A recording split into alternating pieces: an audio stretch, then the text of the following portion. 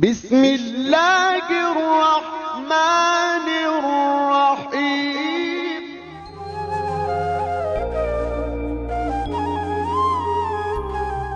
اعوذ باللہ من الشیطان اللعین الرجیم بسم اللہ الرحمن الرحیم الحمد للہ رب العالمین والصلاة والسلام علی رسول اللہ وعلی آلہ وآل اللہ اما بعد فقد قال الحکیم فی کتابہ المحکم بسم اللہ الرحمن الرحیم خلق الانسان علمہ البیان۔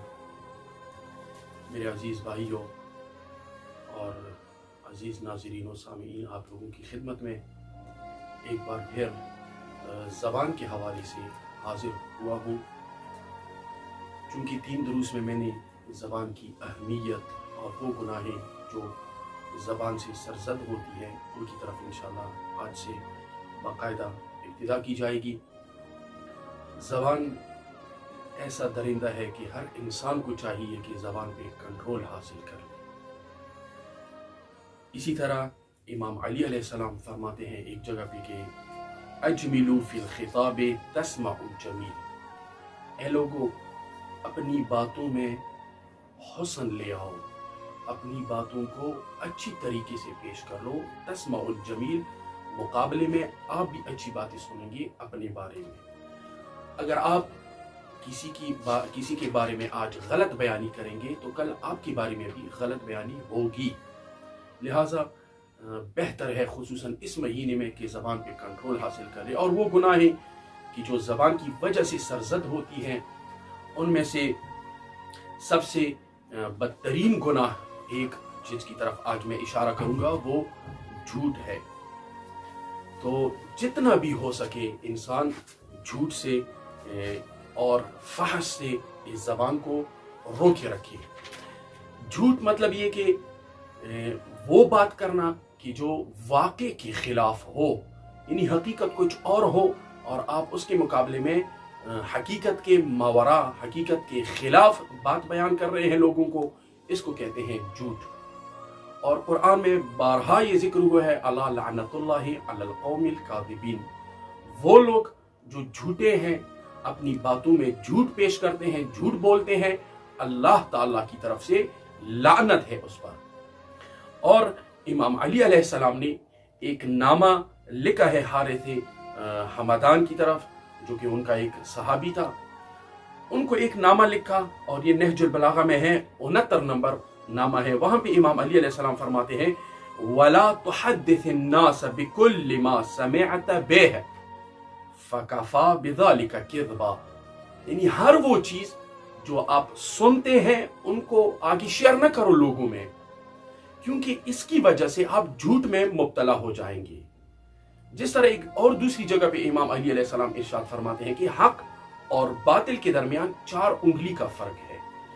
جس طرح کہ جو بات آپ سنتے ہیں کانوں سے وہ جھوٹ ہو سکتی ہے، لیکن جو آپ دیکھتے ہیں اپنی آنکھوں سے وہ حق پہ مبنی ہوتا ہے۔ آنکھ اور کان میں 4 انگلیوں کا فاصلہ ہوتا ہے، لہٰذا ہر ایک سنی ہوئی بات پہ آپ یقین نہ کریں اور صرف سننے پر آپ اس بات کو آگے منتقل نہ کریں، کیونکہ مولا فرماتے ہیں فَكَفَى بِذَلِكَ كِذْبًا، اس کی وجہ سے آپ کذب میں، جھوٹ میں مبتلا ہو جائیں گے۔ اور دوسری جگہ پہ خود امام علی علیہ السلام یہی فرماتے ہیں عِلَّةُ الْكَذِبِ أَقْبَحُ إِلَّا، یہ جھوٹ ایک ایسی بیماری ہے کہ قبیح تر بیماریوں میں سے سب سے زیادہ جو نقصان دہ ہے وہ یہی جھوٹ ہے، ایسی بیماری کی جس کا کوئی علاج نہیں ہے۔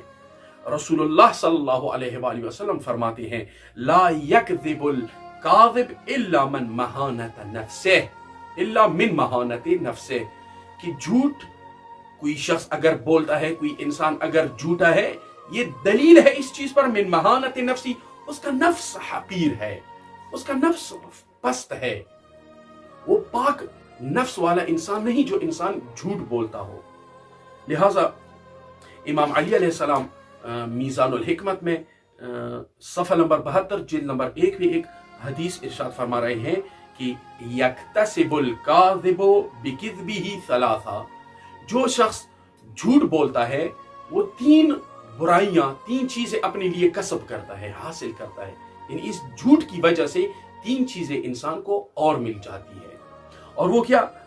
इमाम फरमाते हैं कि सखतुल्लाह अलैह, पहली बात ये कि अल्लाह की नाराजगी, अज़ाब इलाही उस पे आएगा। और दूसरा इस्तिहानतुन्नास बिही, लोग इसकी तौहीन कर लेंगे, लोग इसको सुबुक समझेंगे, लोग इनकी इज्जत नहीं करेंगे जो शख्स झूठ पे आदी हो और झूठ बोलता हो। और तीसरी चीज है कि वमक़तुल मलाइकति लहू, और मलाइका की नाराजगी भी इसके हक में आएगी। मतलब ये मुसलसल अल्लाह की तरफ से तमाम फरिश्ते और मलाइक उस शख्स पर जो झूठा हो अल्लाह की तरफ से और मलाइके की तरफ से लानतें बरसेगी उस शख्स पे। लिहाजा एक दफा रसूलुल्लाह सल्लल्लाहु अलैहि वसल्लम के पास एक सहाबी आया, कहा या रसूलुल्लाह मैं 4 गुनाहों में मुब्तला हूँ और मैं ये करता हूँ, मुझे सब्र नहीं है। एक, मैं जिना में मुब्तला हूँ, और दूसरी गुनाह ये है कि मैं शराब नोशी करता हूँ, शराब पीता हूँ, और तीसरी गुनाह ये है कि मैं चोरी में मुब्तला हूँ, चोरी मेरी आदत बन चुकी है, और चौथी गुनाह ये कि मैं झूठ बोलता हूँ। लिहाजा आज मुझे आप एक गुनाह के बारे में, इन चारों में से एक गुनाह के बारे में बता दे, मैं आपकी खातिर या रसूलुल्लाह उस गुनाह को मैं छोड़ दूंगा, लेकिन बाकी मैं पूरा 4 नहीं छोड़ सकता। तो रसूलुल्लाह ने जब उनको देखा फरमाया ठीक है बंदे, आप झूठ न बोले, बाकी जिस गुनाह के लिए आपका दिल करता है आप करिए, मगर झूठ न बोले। उस शख्स ने रसूलुल्लाह से अहद की और उठे वहां से, और रास्ते में इरादा बना कि मैं जिना की तरफ जाऊं, ये फाहिश काम अंजाम दूं। मगर फिर दिल में ये ख्याल आया कि अगर रसूलुल्लाह ने मुझसे पूछा कि ए बंदे खुदा, आया आज तुमने जिना की या नहीं, मैं क्या बोलूंगा रसूल को? अगर मैं बोलूं हाँ मैंने जिना की तो मुझ पे हद जारी करेगा रसूलुल्लाह। अगर मैं बोलूं कि नहीं तो ये झूठ हुआ और मैंने अहद की है रसूलुल्लाह से कि मैं झूठ नहीं बोलूंगा। तो ये छोड़ दिया, इस गुनाह को उसने छोड़ दिया, और आगे जाके फिर चोरी की तरफ उसका दिल माइल हुआ। मगर फिर यही बात आ गई कि अगर चोरी के बारे में रसूलुल्लाह ने मुझसे पूछा और मैंने हाँ में जवाब दिया तो मुझ पे हद जारी होगा और मेरी उंगलियां कट जाएगी। लेकिन अगर मैं झूठ बोलूं कि ना मैंने चोरी नहीं की, दरहाली कि मैंने की थी, तो ये अहद हो गया, ये अहद टूट गया रसूलुल्लाह के साथ, जो मैंने अहद किया था रसूलुल्लाह के साथ। और इसी तरह शराब के बारे में भी। लिहाजा वो शख्स बिलाखर आ गया रसूल के पास, कहा या रसूलुल्लाह आपने अजीब एक ऐसा इलाज मुझे बताया, एक ऐसी चीज मुझे बताई कि जिसकी वजह से आज मैंने कोई गुनाह नहीं की। इसलिए कहते हैं कि किज़्ब जो है वो जुइलतिल खबाइस, इमाम हसन अस्करी अलैहिस्सलाम फरमाते हैं जुइलतिल खबाइस कुल्लुहा फी बैतिन, तमाम खबीसतों को, तमाम गुनाहों को, तमाम आलूदगियों को एक घर में कैद करके रखा है। व जुइला मिफ्ताहुहा अल किज़्ब, और उसकी जो चाबी है वो झूठ है। अगर आपने झूठ पे काबू पाया और आप इरादा करें अल्लाह के साथ कि मैं झूठ नहीं बोलूंगा, इंशाल्लाह इस झूठ की बरकत से, न बोलने की बरकत से आप तमाम गुनाह से रोक सकते हैं। लिहाजा ये झूठ के हवाले से इंशाल्लाह आइंदा दर्स में भी हम आप लोगों की खिदमत में कुछ रिवायात जिक्र करेंगे। इन्हीं अल्फाज के साथ मैं आप लोगों से इजाजत चाहता हूँ। अपना ख्याल रखिएगा इंशाल्लाह। वस्सलामु अलैकुम व रहमतुल्लाहि व बरकातहू।